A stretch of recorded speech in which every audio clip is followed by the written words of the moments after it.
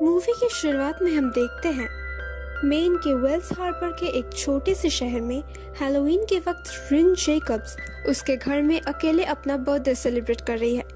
हमें पता चलता है लेस्टर एक पोएट है और ये दोनों इंग्लैंड से हाल ही में यहाँ शिफ्ट हुए हैं और उस घर को 3 साल के लिए किराए पर लिया है।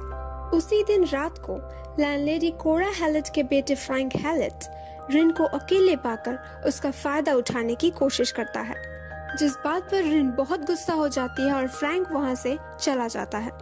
कोरा हैलेट बाद में आकर रिन से उसके पिता के बारे में पूछती है और पूरे घर में छानबीन करती है, जिससे रिन उसे कहती है वो काम के सिलसिले में न्यूयॉर्क गए हैं और उनके बेटे फ्रैंक को लेकर उन्हें 4 बातें भी सुना देती है।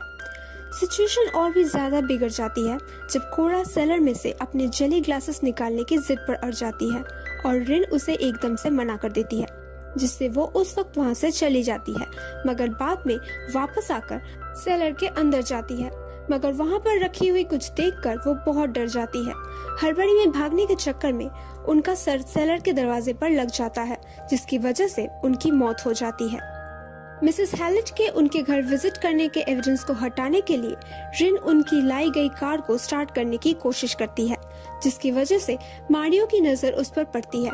मारियो एक टीनेजर है जो एक पैर से लंगड़ा है।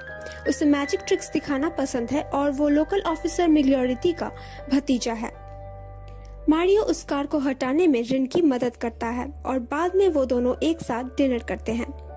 ऑफिसर मिग्लोरिटी उनके घर आकर उन्हें बताते हैं फ्रैंक ने अपनी मां का मिसिंग रिपोर्ट दर्ज करवाया है और रिन के पिता के साथ मिलने की बात करते हैं, जिस पर मारियो उनसे झूठ कहता है कि वो सो रहे हैं। ऑफिसर के जाने के बाद फ्रैंक वहां आता है और अपनी मां के बारे में और रिन के पिता के बारे में रिन से पूछताछ करता है और उसे डराने के लिए उसके पेट हैमस्टर को मार डालता है। मारियो उसे वहां से भगा देता है, जिस पर रिन उसे ट्रस्ट करना शुरू करती है और हम व्यूअर्स को पता चलता है कि रिन के पिता बहुत बीमार थे और उसके पेरेंट्स का डिवोर्स बहुत पहले ही हो चुका था।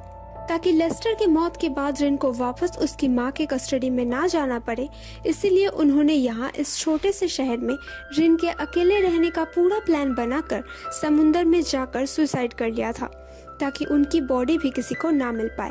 उन्होंने रिन के पास पोटेशियम साइनाइड की शीशी भी छोड़ी थी, ये कहकर कि ये नींद की दवाई है और अगर कभी रिन की माँ उसे ढूंढ ले तो वो इसे उनकी चाय में मिला दे। रिन बोलती रहती है कि कैसे उसने अपनी माँ की चाय में ये दवाई मिला दिया था और फिर लाइब्रेरी से एम्बामिंग सीख कर आई थी ताकि वो उनके बॉडी को सेलर में छुपा सके।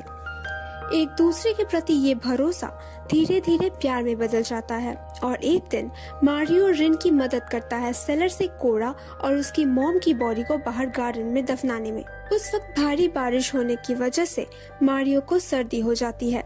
ऑफिसर मिग्लोरिटी को रिन पर शक हो जाता है, क्योंकि जब भी वो उससे उसके पिता के बारे में पूछते हैं वो बहाने बना देती है।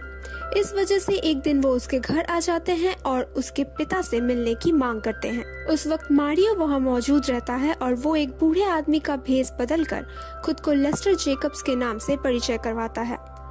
धीरे धीरे सर्दियों का मौसम आता है। रिन को पता चलता है मारियो का वो मामूली सा जुकाम अब न्यूमोनिया में बदल चुका है और वो हॉस्पिटल में है।